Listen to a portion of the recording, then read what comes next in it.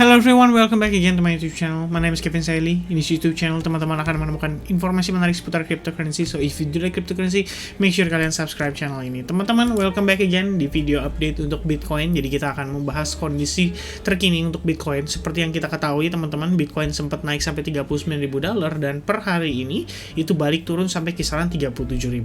Tentunya ini kita sudah update pada pergerakan kemarin dan saya ngelihat banyak sekali komentar yang masuk dari teman-teman sekalian dan saya sangat apresiasi atas segala komentar yang teman-teman berikan karena itu menjadi semacam forum untuk kita berdiskusi ya. Tentunya selain di channel ini juga kita ngelihat di bagian community juga kita ada sempat posting ya tentang kondisi Bitcoin yang lagi testing terhadap garis keramatnya teman-teman. Dan ini kita udah banyak memberikan pertanyaan kepada teman-teman sekalian, kira-kira gimana kelanjutannya. Akhirnya banyak sekali yang memberikan komentar ya.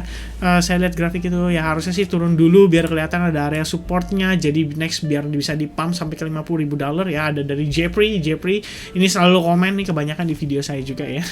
Dan ya saya sempat baca-bacain anyway, banyak sekali komentar-komentar yang masuk dan saya rasa ini adalah satu hal yang cukup menarik ya teman-teman untuk membahas kondisi Bitcoin terkini gitu, karena biasanya suddenly banyak orang jadi dukun gitu bilangnya, bisa memprediksi masa depan teman-teman. Nah, so untuk kondisi saat ini sebenarnya ada satu hal yang pengen saya kasih tahu ke teman-teman. Ini terkait dengan fundamental ya yang akan kita hadapi dalam beberapa hari ke depan, yaitu non-farm payroll, which means ini adalah salah satu data yang paling penting untuk kondisi dolar Amerika Serikat teman-teman ya, atau United States Dollar atau US Dollar. Nah, non-farm payroll itu akan dirilis pada pukul 8.30 malam ini di hari tanggal 4 Februari ya, which means harusnya hari Jumat teman-teman. Dan kalau misalnya kita lihat ini berdasarkan forecast sementara, ini harusnya diperkirakan datanya bisa turun gitu. Sementara dari angka pengangguran itu diperkirakan tidak ada perubahan. Nah, sebenarnya yang cukup menarik teman-teman, itu per hari ini itu ada rilis data teman-teman yang dikenal dengan istilah yesterday berarti ya. Soalnya tadi datanya itu sekitar jam malam ya, sebelum jam 12, which means kemarin. Nah, data yang keluar itu dari United States adalah automatic data processing untuk employment change. Yang menarik itu adalah teman-teman, forecast dengan aktualnya itu selisihnya berbanding 500.000 teman-teman untuk nilai indeksnya. Dan ini sebenarnya sangat memberikan dampak yang sangat negatif pada dolar indeks. Kalau teman-teman lihat di DXY sendiri, ini DXY mengalami rejection yang sangat signifikan pasca data itu tadi dirilis teman-teman. Nah, biasanya data itu juga bisa menjadi semacam patokan untuk memperkirakan non-farm payroll atau unemployment rate yang akan dirilis pada hari Jumat mendatang. Nah, ini yang menurut saya jadi cukup menarik ya.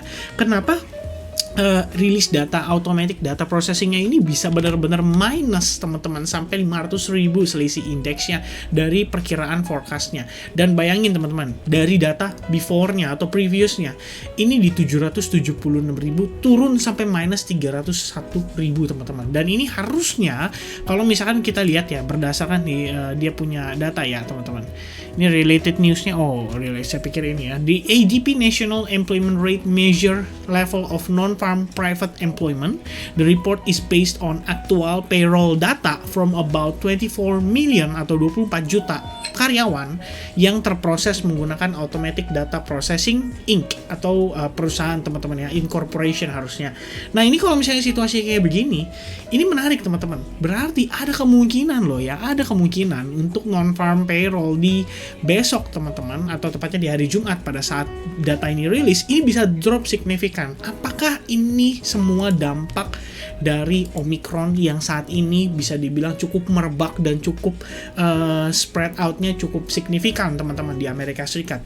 Ya, ini harusnya bisa menjadi satu faktor yang menentukan. Dan kalau misalkan rilis data non-farm payroll-nya itu drop di bawah forecast-nya dan unemployment rate-nya ternyata malah naik lagi teman-teman sampai 4% or even 4,1%, pengangguran meningkat, ini bisa memberikan dampak yang signifikan pada dolar untuk melemah dan otomatis sebenarnya ini bisa jadi sedikit dorongan untuk Bitcoin terrebound teman-teman ya. Itu yang harus kita pahami karena simply Bitcoin is against US dollar teman-teman untuk saat ini, which means means kalau US dollar yang menguat, harusnya walaupun secara tidak langsung Bitcoin bisa terkena dampaknya, dan artinya kalau dolar yang melemah teman-teman, harusnya value Bitcoinnya jadi meningkat ya. Balik lagi, ini sederhana aja seperti antara emas dengan rupiah misalkan. Kalau misalkan kondisi rupiah kita melemah terhadap dolar, otomatis value emas yang diperdagangkan harian itu pasti meningkat teman-teman. Alright, so itu adalah penjelasan terkait dengan fundamental yang akan kita hadapi pada hari Jumat mendatang, dan itu adalah event yang sangat penting.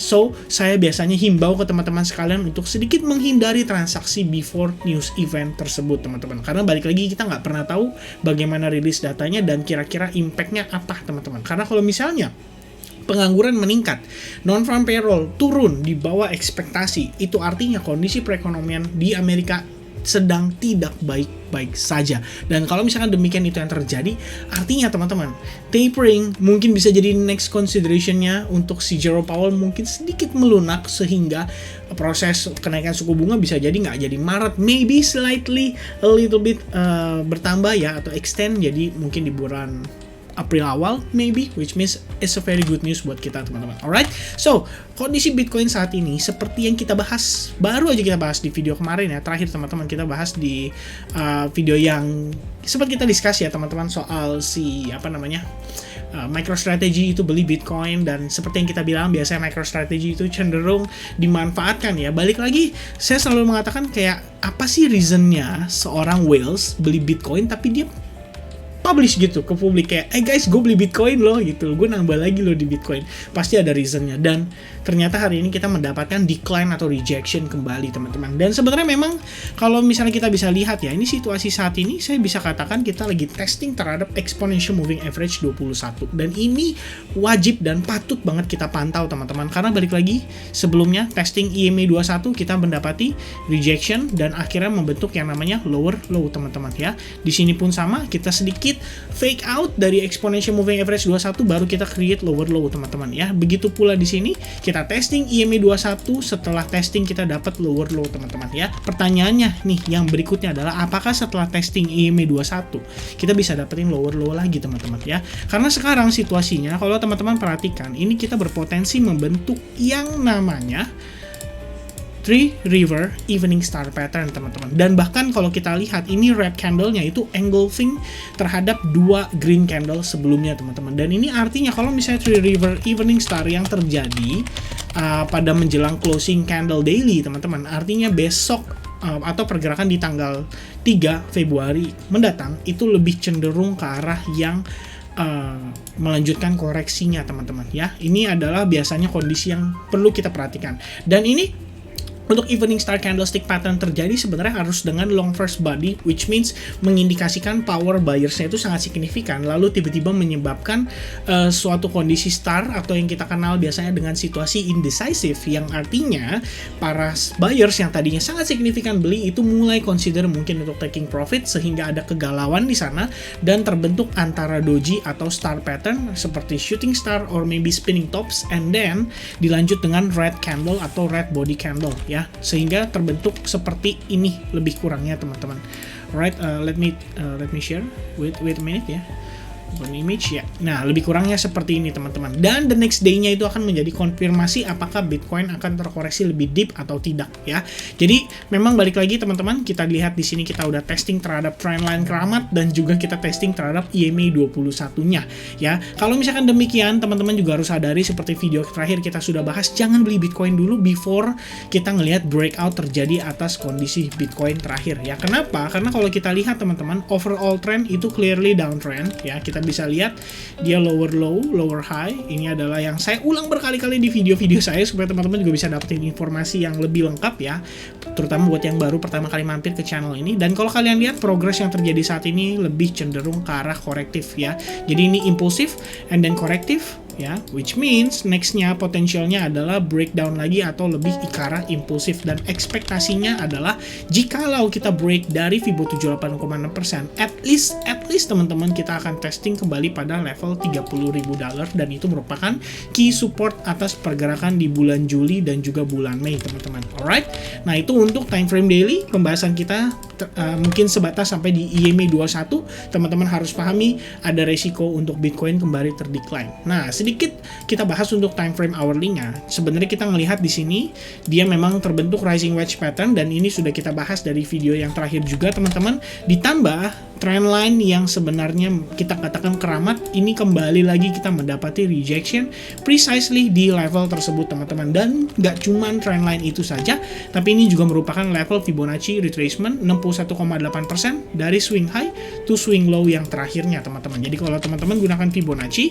kalian bisa tarik dari sini ya.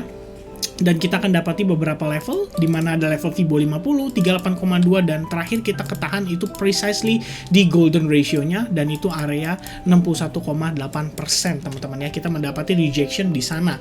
Dan kalau kita lihat lagi sekilas saat ini, kita udah mulai break dari rising wedge pattern, bahkan kita udah bikin, kenapa saya bikin video ini jam 3, karena saya pengen dapetin konfirmasinya, apakah dia benar-benar akan close di bawah si rising wedge pattern ini. Dan kalau teman-teman search sendiri, untuk rising wedge pattern, itu lebih ke arah bearish tentunya, karena dia break dari rising wedge pattern lebih kurangnya seperti ini. Ini kira-kira gambarnya teman-teman ya. Rising trend itu menggambarkan correction, karena kalau kalian perhatikan compare dengan downtrendnya ya, kalian bisa compare dengan penurunan yang sangat signifikan dan kalian bandingkan proses penguatannya yang sangat-sangat korektif teman-teman. Artinya ini kita bisa consider as a potential secondary trend atas primary trend kita di sini teman-teman ya. So trendnya berikutnya tentu saja kalau kita break dari rising wedge pattern, kita bisa melihat potensi atau resiko untuk Bitcoin kembali testing ke level bottomnya. Ditambah teman-teman, kalian juga bisa menggunakan yang namanya average true range atau ATR, dan kita ngelihat di sini secara trend pun untuk time frame 4 jam sebenarnya kita masih under pressure atau lebih ke arah bearish teman-teman ya.